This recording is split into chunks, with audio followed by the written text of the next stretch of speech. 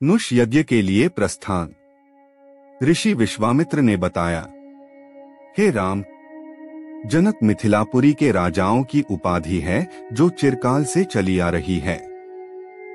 दूसरे दिन राम और लक्ष्मण अपने नित्य कर्मों और संध्योवंदनादि से निवृत्त हुए और प्रणाम करने के उद्देश्य से गुरु विश्वामित्र के पास पहुँचे। वहां उपस्थित आश्रमवासी तपस्वियों से राम और लक्ष्मण को ज्ञात हुआ कि मिथिला में राजा जनक ने धनुष यज्ञ का आयोजन किया है। उस धनुष यज्ञ में देश देशांतर के राजा लोग भाग लेने के लिए आ रहे हैं। रामचंद्र ने गुरु विश्वामित्र से पूछा, गुरुदेव, इस धनुष की क्या विशेषता है और इस यज्ञ का आयोजन का उद्देश्य क्या है? ऋषि विश्वामित्र ने बताया, हे राम, जनक मिथिलापुरी के राजाओं की उपाधि है जो चिरकाल से चली आ रही है। प्राचीन काल में किसी समय देवरात नामक पूर्व पुरुष ने बड़ी निष्ठा और श्रद्धा के साथ यज्ञ किया था, जिसमें उसने देवताओं को भी आमंत्रित किया था। देवताओं ने देवरात के इस यज्ञ से प्रसन्न होकर उसे पिनाक नाम का धनुष प्रदान किया था। यह धनुष अत्यंत सुंदर, भव्य और गरिमामय है और साथ ही साथ यह बहुत भारी और शक्तिशाली भी है। बड़े बड़े बलवान, पराक्रमी और रणकुशल योद्धा तथा शूरवीर इस पर प्रत्यंचा चढ़ाना तो दूर, इसे उठा भी नहीं सकते। अपनी एकमात्र रूपवती एवं लावण्यमयी कन्या सीता के स्वयंवर के लिए मिथिला नरेश ने प्रतिज्ञा की है कि जो भी पराक्रमी वीर राजकुमार या राजा इस धनुष पर प्रत्यंचा चढ़ा देगा, उसके साथ वे अपनी कन्या का विवाह कर देंगे। अनेक देशों के राजा एवं राजकुमार भारी संख्या में इस यज्ञ में भाग लेने के लिए मिथिलापुरी पहुंच रहे हैं। हम लोगों की भी इच्छा इस यज्ञ को देखने की है। अतः तुम भी हमारे साथ मिथिलापुरी चलो।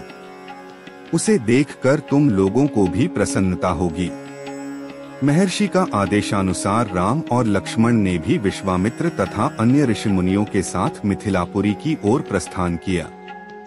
मार्ग में अनेक प्रकार के दृश्यों का अवलोकन करते हुए वे आध्यात्मिक चर्चा भी करते जाते थे। इस प्रकार वे सोन नदी के तट पर पहुँचे। विश्वामित्र सहित सभी ऋषि मुनियों एवं राजकुमारों ने सरिता के शीतल जल में स्नान किया। इसके पश्चात संध्या उपासना आदि से निवृत्त होकर धार्मिक कथाओं की चर्चा में व्यस्त हो गए। रात्रि अधिक हो जाने पर गुरु की आज्ञा से सभी ने वहीं रात्रि व्यतीत की। प्रातः नित्य कर्मों तथा संध्या वंदनादि से निवृत्त होने के पश्चात यह मंडली आगे की ओर बढ़ी। वे परम पावन गंगा नदी के तट पर पहुँचे। उस समय मध्याह्न होने के कारण भगवान भास्कर आकाश के मध्य में पहुँच चुके थे और गंगा का दृश्य अत्यंत मनोरम दिखाई दे रहा था।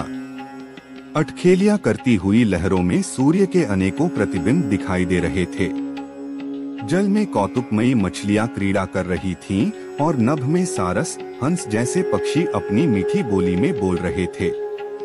दूर दूर तक सुनहरे रेत के कण बिखरे पड़े थे और तटवर्ती वृक्षों की अनुपम शोभा दृष्टिगत हो रही थी। राम इस दृश्य को अपलक दृष्टि से देख रहे थे। उन्हें देखकर विश्वामित्र ने पूछा, वत्स, इतना भाव विभोर होकर तुम क्या देख रहे हो? राम ने कहा, गुरुदेव, मैं सुरसरी की इस अद्भुत छटा को देख रहा हूँ। इस परम पावन सलीला के दर्शन मात्र से मेरे हृदय को अपूर्व शांति मिल रही है।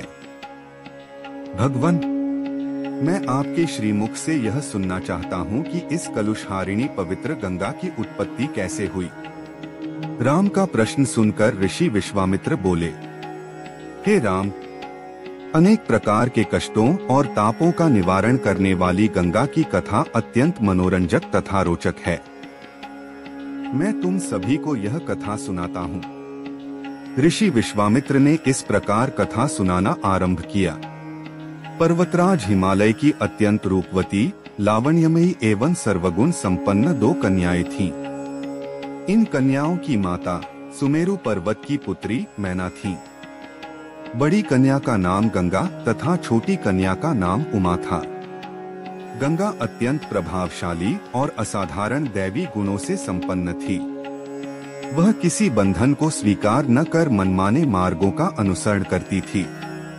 उसकी इस असाधारण प्रतिभा से प्रभावित होकर देवता लोग विश्व के कल्याण की दृष्टि से उसे हिमालय से मांग कर ले गए। पर्वतराज की दूसरी कन्या उमा बड़ी तपस्विनी थी। उसने कठोर एवं असाधारण तपस्या करके शिवजी को वर के रूप में प्राप्त किया। विश्वामित्र के इतना कहने पर राम ने कहा, हे भगवान, जब गंगा को देवता लोग सुरलोक ले गए तो वह पृथ्वी पर कैसे अवतरित हुई और गंगा को त्रिपथका क्यों कहते हैं? राम के इस प्रश्न का उत्तर देते हुए ऋषि विश्वामित्र ने कहा, सुरलोक में विचरण करती हुई गंगा से उमा की भेंट हुई। गंगा ने उमा से कहा कि मुझे सुरलोक में विचरण करते हुए बहुत दिन हो गए हैं। मेरी इच्छा है कि मैं अपनी मातृभूमि पृथ्वी पर विचरण करूं। उमा ने गंगा आश्वासन दिया कि वे इसके लिए कोई प्रबंध करने का प्रयत्न करेंगी।